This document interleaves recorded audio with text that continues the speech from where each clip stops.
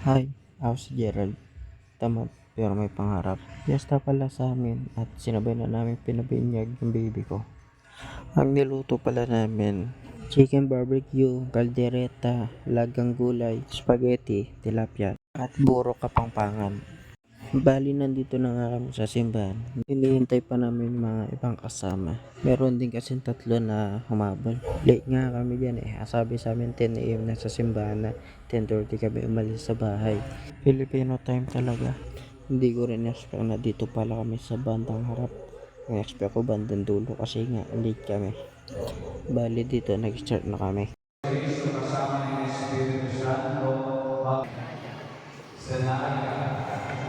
Bibigyan ng damang kabilib pa ako nila ako ng Espiritu Santo.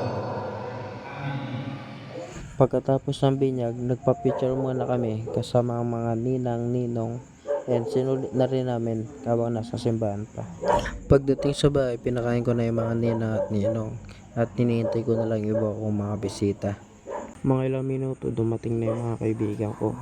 Medyo mainit nga lang. Pagpasensahin nyo na kayo mahina yung boses ko. Ganito lang talaga ako magsalita. Mabalik tayo. Bali dito, uminom na kami habang hinihintay namin yung ibang tropa. Tamang chill lang. So yun lang vlog ko for today. Please follow, like, and share. Thank you.